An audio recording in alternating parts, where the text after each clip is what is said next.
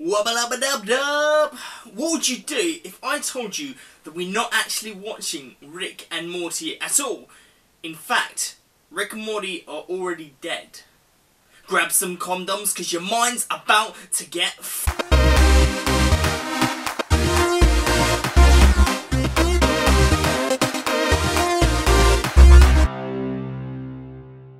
Okay, let me start off by saying that this is only my opinions, this is just theory and some kind of evidence that we've managed to convolute together. At the end of the day, this is just a cartoon TV show. They can do whatever the hell they want and it doesn't have to make any sense at all. So theories are kind of pointless, but at the same time, it's still really fun to do and guess what's going to happen and why things happen. I kind of think the writers do this deliberately, like add little Easter eggs and things like that, like little hints at things deliberately to get people on like the conspiracy bandwagon, because obviously it makes more interest in their show, people get talking about it. But anyway, let's go on. So, I'm not sure why I'd be watching this video, but if you don't know, Rick and Morty is a show that takes place in a multiverse, an infinite number of universes and different realities, where Rick, the main protagonist in this show, travels through in his portal gun. Sometimes, like most of the time, with the aid of Morty, his grandson, or Summer, Morty's sister. So this theory that we've made up ourselves, I know that a lot of you are going to be saying, oh well, no, you've just plagiarised this from loads of other theories which have been put out there.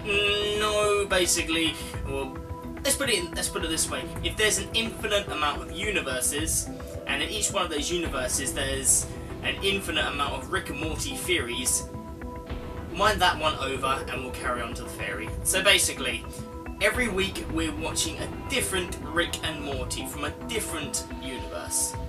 Unless they tell us, unless they specifically state that it's Rick C-137. You may think, oh no, Mark, it's definitely the same one every single week because the same kind of things happen and there's some kind of consistency throughout the series, no matter how minor. Well, put it this way, we've been fooled before. In fact, the first Rick and Morty that we ever see is dead. This is right back to the beginning. It's been right there, right in front of your eyeballs, right there. Episode 1, first bit, they have the atomic bomb thing, and then it explodes, and that was it. And that's the end, well, that's the beginning of the introduction. That kind of leaves it fairly open. It doesn't really explain, but it's kind of led to believe that, no, they're dead. Because it never gets seen again, it never gets mentioned again, and it just goes off. So, and if we fast forward to the episode, series 1, with the cancel of Rick's, right at the beginning, Rick's talking about pancakes. The evil Rick and Morty from another dimension come in, shoot Rick, and steal his Morty. Anybody that's not a fan of the show right now, you're probably really confused. Rick and Morty drinking game. Every time I say the word Rick or Morty, you gotta take a drink. And then after the credits, it goes back to Rick C-137. So there, we were fooled. We've been fooled before, and that's to say that we're going to be fooled again. Let's just put it this way. Let's just say that I'm right. What's the point? What are the implications? Why does it matter, Planet Mark? Well, this could go towards explaining who Mr. Poopy Butthole is, and why we've never seen him in the series before, despite them saying he's a long-time family friend. Kind of says to me that Mr. Poopy Butthole was there before Rick, seeing as he's a long-time family friend, instead of, oh, he just came back into my life. So Mr. Poopy Butthole.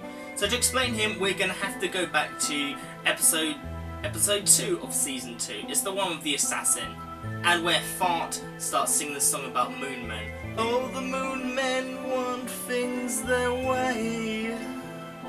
Shut up about Moon Men! Right at the beginning of the episode, we see Rick filling out a form where he drops Jerry off, and the Jerry Belusa writing down C-137. So we definitely know that he's Rick C-137.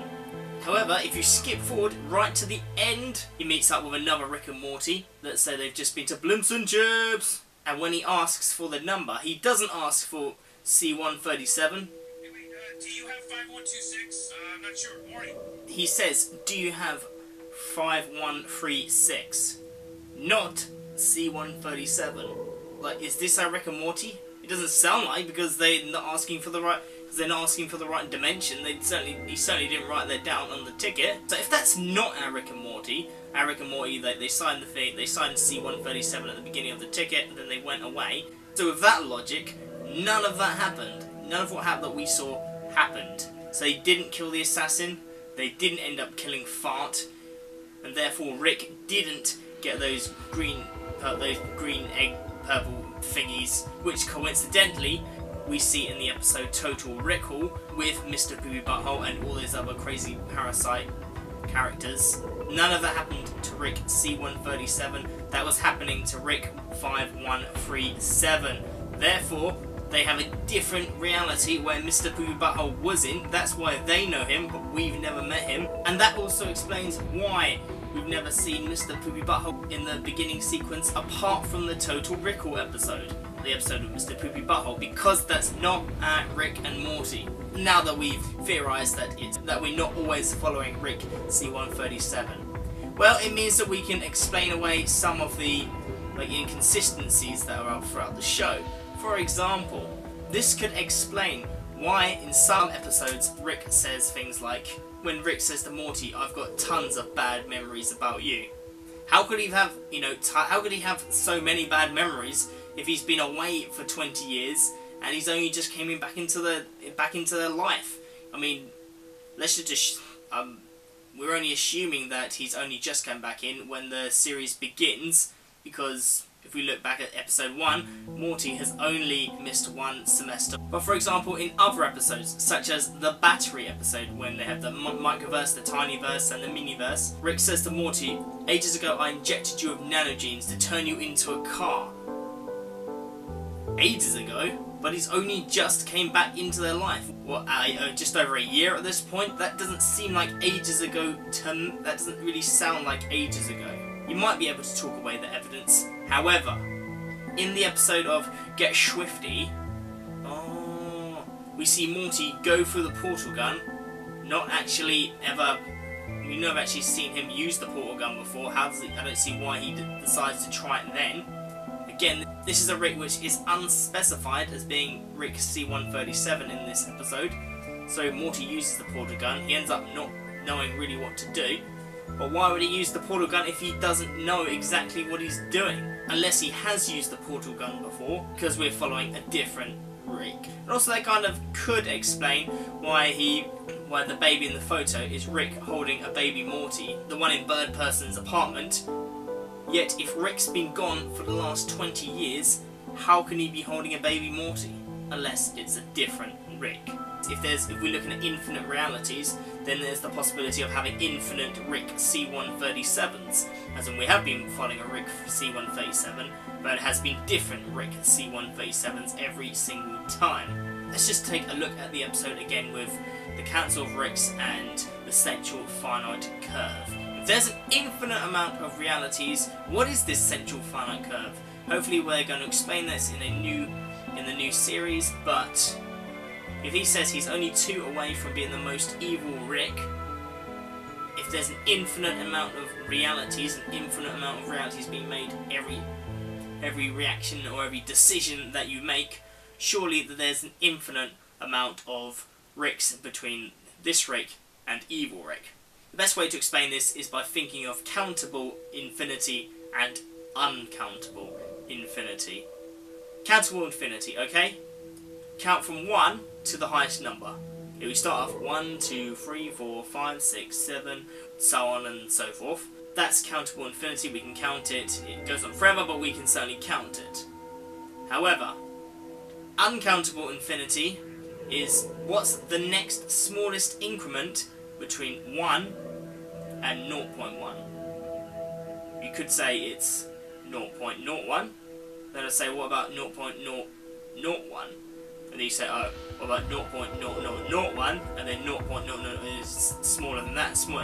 Basically, there's always going to be something smaller. There's always going to be a smaller division. That's uncountable infinity. If you're going to go and play with infinity, then let's play with infinity. So if there's an infinite amount of universes, then there's an infinite amount of Rick C-137s. That Central Finite Curve, unless it gets explained, doesn't really make much sense at the moment. But then again, when they switch from whatever dimension they were in before to dimension C-137, why did he say they can only do it 2-3 more times? So to conclude, we're not actually watching Rick C-137 because it's a different one and less specified. and we've got the evidence there to prove it. But what did you guys think?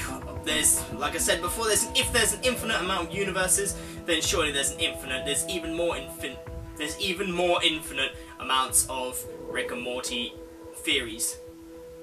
If you think about that, it doesn't really make sense. But anyway, so even more than infinity. What do you think of this theory? Do you agree? Do you disagree? Maybe Morty as well in Bird Person's apartment. That's what's really got me thinking. But anyway, I hope you enjoyed the new series. Episode 1 of Season 3 is on Netflix right now.